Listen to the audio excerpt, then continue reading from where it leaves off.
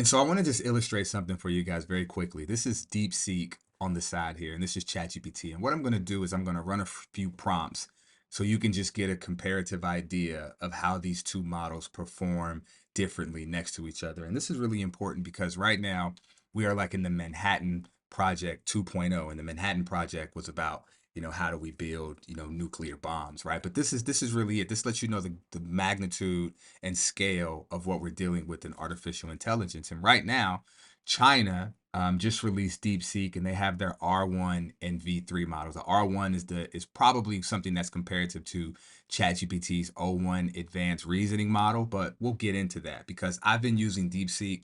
And if the American government was afraid about TikTok and being able to get all of the information and behavior and deepest, darkest thoughts of Americans, then DeepSeek is like just injecting it right into our veins. Like, here's my social, right? Here's everything about me that you can have. And so I want to be able to illustrate just some prompts.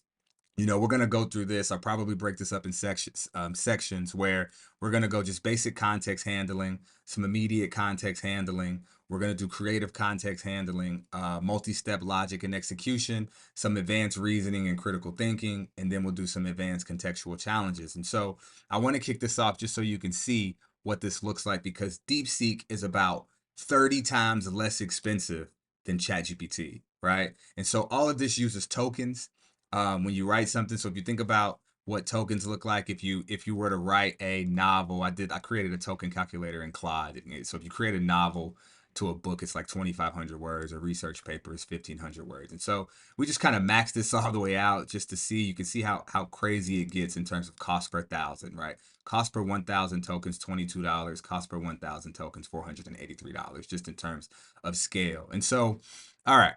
And so that's just some context in terms of why the American government is investing $500 billion in AI infrastructure, is because they don't want to lose to China in this AI wars race. But anyway, we're going to get to just some basic, simple prompting, right? And we're going to say, what is photosynthesis in terms?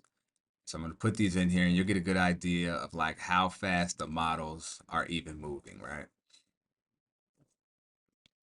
And so you can see the answers, the speed in which an answer and how thorough each one actually gives an answer. And then we're going to do explain. And so this is our first just basic context handling. And then we're going to review what they say. And then summarize in sentences. And so we're going to see here, ChatGPT is still talking, DeepSeek is still thinking, and then there we go. All right, and so that's all of them. And so we want to see what ChatGPT did. Photosynthesis is the process by which plants, in simple terms, and we're going to come back up here also to DeepSeek just to see. In simple terms, plants, photosynthesis is a process which green plants, large algae, and some bacteria use sunlight to make their own food. They use sunlight. And so you can just see the structure in which it gave an answer. It's how plants eat. In simple terms, sunlight, carbon dioxide, water, chemical reaction, glucose, oxygen. So it's interesting in terms of how we lay this out. So how does photosynthesis contribute to the oxygen cycle?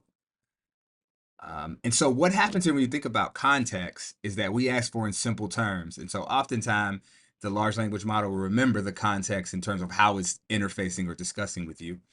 And so oxygen production, atmospheric oxygen, respiratory. I mean, it's definitely a more verbose answer within DeepSeek versus ChatGPT. And so here we go on the third question. Explain how the oxygen cycle impacts human life and ecosystem. And so the oxygen cycle is essentially for human life and ecosystem because it maintains the balance of oxygen. It considers a continuous supply of oxygen, which is essential for survival. Impacts on human respiration, health and well-being, health, medical applications, impacts on the ecosystem, animal life, aquatic ecosystem, plant life, decomposition, climate regulation, and then it offers a summary. And then I like to look at just when we get in some of these more, the summary, like how robotic does it sound? Photosynthesis drives the oxygen cycle by covering sunlight, carbon dioxide, and water into oxygen and glucose. Photosynthesis produces oxygen as a byproduct, which is released into the atmosphere. And so this is really interesting in terms of how they lay it out. And so this is our first test. And I just want you guys to just see that and provide some feedback on what you think about this, because the next one I'm going to do is going to be on research synthesis.